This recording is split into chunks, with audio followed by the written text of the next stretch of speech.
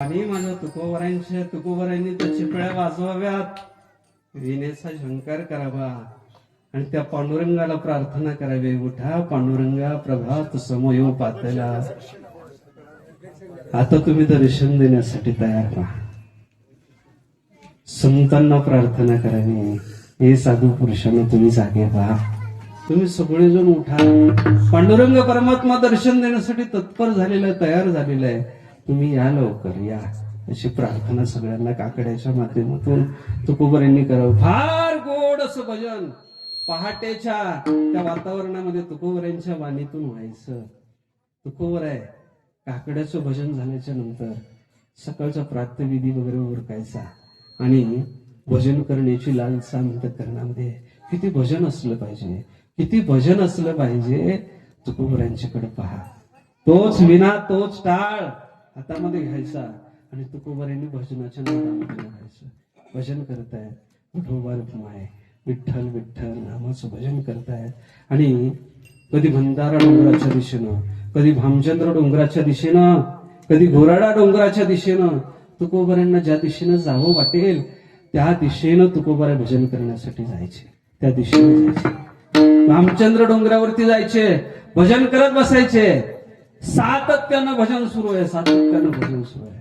इकडं जिजाबाई तुकोबरांच्या अर्धांगिनी सकाळी उठावं, स्वयंपाक बनवावा, लेकरांना खाण्यासाठी द्यावं, टोपलं भरावं आणि माझे मालक कुठं भजन करत असतील या विचारामध्ये त्यांच्या शोधासाठी जिजाबाईंनी निघावं. भंडारा डोंगरावरती जावं, तुकोबराय नाही दिसले.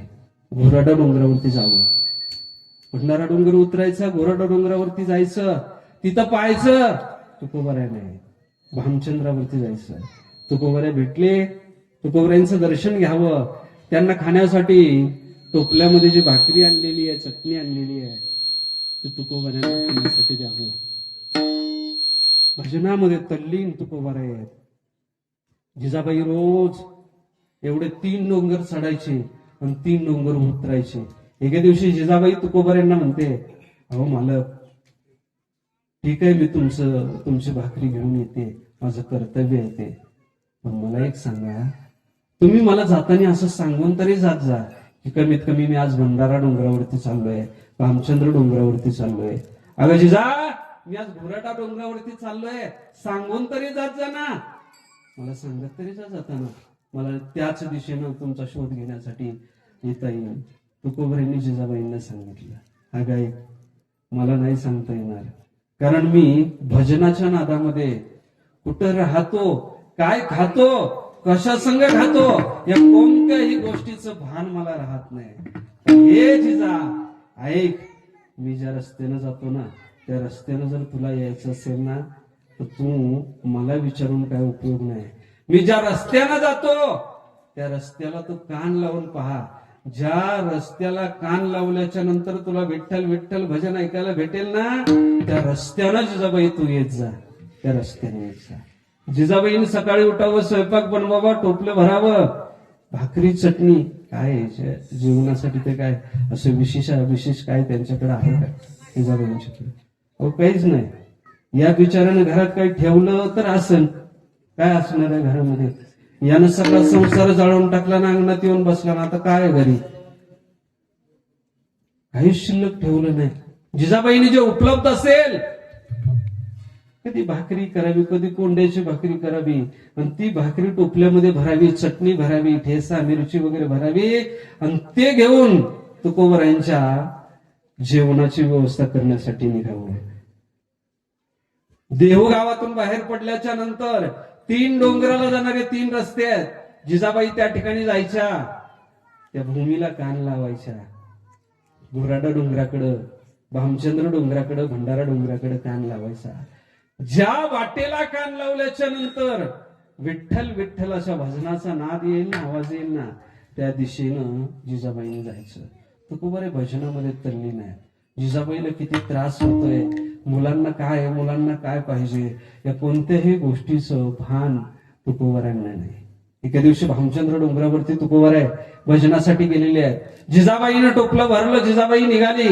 बडबड करते तुकोबारांच्या नावानं, आणि तुकोबारांना ज्यांचं वेड लागलेलं आहे त्या पांडुरंग परमात्म्याच्या विठ्ठलाच्या नावानं बडबड करत जिजाबाई चाललेली आहे. भामचंद्र डोंगराचा पायथा ओलांडून वरती गेली. वरती गेल्याच्या नंतर दाट अशी झाडी लागली. त्या झाडीतून जात असताना अचानक जिजाबाईचा पाय काट्यावरती पडला. तो काटा जिजाबाईच्या पायामध्ये आरपार घुसला. रक्ताची धार पायातून वाहायला लागली. डोळ्यातून अश्रूचे थेंब चमकले आणि जिजाबाईच्या मुखातून त्या काळ्या विठ्ठलासाठी काळा हा शब्द उच्चारला गेला. काळ्यानं हा काय त्रास लावला माझ्या पाठीमागे. खाली बसली, टोपलं बाजूला ठेवलं, पायातला काटा काढण्याचा प्रयत्न करते, पण पायातला काटा निघत नाही. रक्ताची धार वाहतीये, वेदनेनं व्याकुळ झालेली आहे. इकडं तिकडं पाहतेय, कुणीच दिसत नाही. पंढरपूरच्या मालकाला वाटलं माझ्या तुकोबरांची पत्नी जिजाबाई त्यांच्या भुकेचं निवारण करण्यासाठी ही शिदोरी घेऊन चाललेली आहे. हिच्या पायात काटा पडलेला आहे. हिच्या पायातला काटा काढणं ही आपली जबाबदारी आहे. भजन एवढं असावं, भजन एवढं असावं. आपण भजनात असलो ना तर आपल्या सगळ्यांची काळजी त्या विटेवरच्या मालकानं केली पाहिजे. जिजाबाईच्या पायात काटा पडलेला आहे. पांडुरंगानं गुराख्याचं रूप घेतलं. गुरा राखण्याचं सून हातामध्ये काठी वगैरे फाटके तुटके कपडे घातले आणि पांडुरंग परमात्मा जिजाबाईच्या त्या बाजूने फिरतात. जिजाबाईला दिसलं कोणीतरी गुरु चालताय, म्हणजे गुराखी आहे. जिजाबाईनं मोठ्यानं हाक मारली, अरे कोण आहे तिकडं? माझ्या पायात काटा फुटलेला आहे, माझ्या पायातला काटा काढण्यासाठी थोडी मदत कर. पांडुरंग परमात्मा तेवढ्यासाठीच आला होता. धावत आला जिजाबाईच्या जवळ, धावत धावत जिजाबाईच्या जवळ आला. जिजाबाईला विचारतो, कुठं काटा आहे तुमच्या पायामध्ये? जिजाबाईने दाखवलं, माझ्या उजव्या पायामध्ये काटा आहे. काढता येईल तुला? आता तो गुराखीच आहे, त्यानं सांगितलं हो काटा काढता येईल. जिजाबाई म्हणते, पण आजपर्यंत तू कोणाचा काटा काढला का? यानं सांगितलं सगळ्याचे काटे काढण्याची जबाबदारी माझीच आहे. आजपर्यंत जेवढ्याचे काटे मी काढले तेवढ्याचे कायमचे काढलेली आहे, कोणाचाच ठेवला. सगळ्याचे काटे काढीतच मी इथपर्यंत आलेलो आहे. तुझ्या पायातला काटा काढायचा का? जिजाबाईंनी सांगितलं हो काढायचा. काटा काढण्याची एक पद्धत आहे. सध्या ही काटा काढण्याची पद्धत शक्यतो कोणाला माहित नसेल, कारण काटा फोडणारच नाही तर काढायची पद्धत कशाला शिल्लक राहील. पूर्वीच्या काळी काटा काढण्याची एक पद्धत होती. काटा काढण्यासाठी विशिष्ट अशी पद्धत आहे त्याची. काटा काढण्यासाठी अगोदर ज्याच्या पायात काटा फुटलेला आहे ना त्याचा पाय आपल्या मांडीवरती घ्यावा लागतो. जिजाबाईचा पाय पांडुरंग परमात्म्याने आपल्या मांडीवरती घेतला. पायात काटा आहे. देव विचारतो, जिजाबाई कुठे आहे काटा? नेमकं कुठे? जिजाबाईने दाखवलं, अरे तिचे टाच आहे ना, त्या टाचेच्या बाजूला काटा आहे. दिसत नाही देवाला? काटा दिसत नाही का देवाला? सगळं दिसतं, काटा दिसत का? पांडुरंग परमात्म्यानं तिथं पाणी कुठून भेटणार? तोंडामध्ये जे थुंकी आहे ती थुंकी हातावरती घेतली. जिजाबाईचा पाय साफ केला. काटा स्पष्ट दिसायला लागला पांडुरंग परमात्म्याला, आणि देवानं तो काटा हातानं ओढण्याचा प्रयत्न केला. देव मनात विचार करतो, हातानं काटा काढला तर मला जेवढी सेवा जिजाबाईची करणं गरजेचं आहे तेवढी सेवा घडणार नाही. पांडुरंग परमात्मा त्या काट्याकडे पाहतो. जिजाबाईने सांगतो, हो तुम्ही काय करा, तुम्ही तिकडं पहा. तुम्ही जर माझ्याकडे पाहिलं तर तुम्हाला जास्त त्रास होईल. आपण नाही का म्हणत काटा काढताना बाबळीच्या झाडाकडे बघा, बाबळीच्या. त्यानं सांगितलं तिकडे बाबळीच्या झाडाकडे बघा, मी काटा काढून घेतो. तुमचं दुर्लक्ष असताना काटा काढण्यामध्ये मला मजा आहे. पांडुरंग परमात्म्यानं जिजाबाईचा पाय हातामध्ये घेतलेला आहे. भक्ताची बायको आहे, भक्ताची भजन करणाराची बायको आहे. भजन करणाराची अर्धांगिनी आहे. भजन किती असावं, भजन किती असावं. त्या अर्धांगिनीच्या पायात फुडलेला काटा काढण्यासाठी पाय हातामध्ये घेतला. तोंडातली थुंकी काढली, त्या थुंकीनं पाय साफ केला. काटा दिसतोय, काढायचा आहे. आई साहेबांना सांगितलं, आई साहेब तिकडं बाबळीच्या झाडाकडे पहा, मी तुमच्या पायातला काटा काढून घेतो. संताच्या चरणाचे रज आपल्याला प्राप्त व्हावेत. येतोय देवाचा. देवाना जिजाबाईचा पाय उचलला. जिजाबाई तिकडे पाहतात. जिजाबाई म्हणते, मेल्या दमानं काटा काढ, त्रास होऊ देऊ नको. याने सांगितलं, काळजी करू नका आई साहेब, बरोबर काढतो. पाय तोंडाच्या जवळ घेतला, दातांच्या मध्ये तो काटा बरोबर पकडला आणि पांडुरंग परमात्म्यानं जिजाबाईच्या पायातला काटा दातामध्ये धरून काढला. किती भजन असावं, किती भजन असावं. देवाला ते भजन आवडतं, तो भजन करणारा आवडतो ज्याचं भजन एवढं असतं. काटा काढला, काटा काढल्याबरोबर जिजाबाईला बरं वाटलं. जिजाबाईनं देवाच्या तोंडावरून हात फिरवला. आता ते लेकरू दिसतंय, गुराखी दिसतोय, त्याच्या तोंडावरून हात फिरवलं. बाळा बरं झालं तू तरी इथं होतास म्हणून मी तुला हात मारली, तू माझ्या पायातला काटा काढला. देवानं सांगितलं काळजी करू नका, मी तुमच्या सोबत कायमस्वरूपी आहे, तुमच्या सोबतच राहील. जिजाबाई विचारते पण तुझं नाव काय? तुला आजपर्यंत मी देहूमध्ये कधी पाहिलं नाही, तुझं नाव काय? त्यानं सांगितलं माझं नाव विठ्या आहे. विठ्या नाव सांगितलं आणि विठ्या गायी गेल्या म्हणून गायीच्या पाठीमागं निघून गेला. जिजाबाईने टोपलं उचललं, तुकोबरायांच्याकडे गेल्या. तुकोबराय भजनामध्ये तल्लीन आहे, पांडुरंग परमात्म्याचं भजन करतायत. जिजाबाईनं समोर टोपलं ठेवलं आणि हात जोडले आणि जिजाबाई आपल्या पतिदेवांना म्हणतात, पतिदेवा तुमचं भजन आता बास करा, तुमच्या पोटाला भूक लागली असेल, तुम्ही थोडस मी जे आणलेलं आहे ते खाऊन घ्या. तुकोबराय भजनातून उठले आणि जिजाबाईला विचारतात, का ग जिजे, रोज तर तू 12 वाजता येत असते आणि आज तुला 2 कसे काय वाजले? सूर्याकडे पाहताय तेवढा वेळ कसं काय झाला तुला?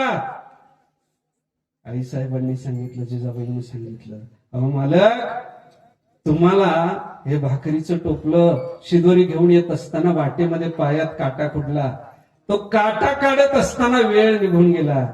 तुकोबराय विचारतात, पण तो काटा तुला तुझ्या हाताने काढता आला का? जिजाबाईने सांगितलं, नाही मालक, मला माझ्या हाताने काटा नाही काढता आला, पण एक गुराखी मला भेटला, त्या गुराख्यानं माझ्या पायातला काटा काढला, त्यानं आपलं नाव विठ्या असं सांगितलं. पांडुरंग परमात्म्यानं जिजाबाईंना भेट दिल्याचं तुकोबरायांच्या लक्षात आलं. तुकोबराय म्हणतात, आजपर्यंत मी माझ्या आयुष्यातल्या अनेक चक्र या भामचंद्र डोंगरावरती मारलेले आहेत, पण कधीच मला कोणतं गुराखी या डोंगरावरती आलेला दिसला नाही. आज जो गुराखी आला ना, तो गुराखी नसून पंढरपूरचा मालक आहे, जगाचा मालक आहे. तो आला जिजाबाई तुला भेटण्यासाठी. एवढं भजन असावं, एवढं भजन असावं की भजनासाठी माझ्या भक्ताचं भजन सुरू राहावं म्हणून स्वतः देवानं सहकार्य करण्यासाठी यावं. एवढं भजन असलं पाहिजे, एवढं भजन असलं पाहिजे. नाथ महाराज म्हणतात, देवाला काय आवडतं सांगू? देवाला हे आवडतं, आवडे देवासी ऐका नामाचा उच्चार रात्रंदिवस. परमात्म्याचं जे नाम आहे ना, त्या नामाचा उच्चार रात्रंदिवस तुम्ही केला पाहिजे, हे देवाला आवडतं. एक साधक नाथ महाराजांना विचारतो, ठीक आहे, नाम घेणारा त्यांना आवडतो, नामाचा उच्चार करणारा त्यांना आवडतो, आणखी कोण आवडतं त्यांना? नाथ महाराजांनी सांगितलं, ज्याच्या भाळावरती गोपीचंदनाचा टिळा आहे, हृदयामध्ये भगवंताच्या भक्ताच्या विषयीचा कळवळ आहे, असा जो कोणी असेल ना, तो त्याला आवडतो. अभंगाचं दुसरं, तुळशी माळ गळा गोपीचंदन टिळा, तुळशी माळ गळा, तुळशी माळ गळा गोपीचंदन टिळा, तुळशी माळ गळा गोपीचंदन टिळा.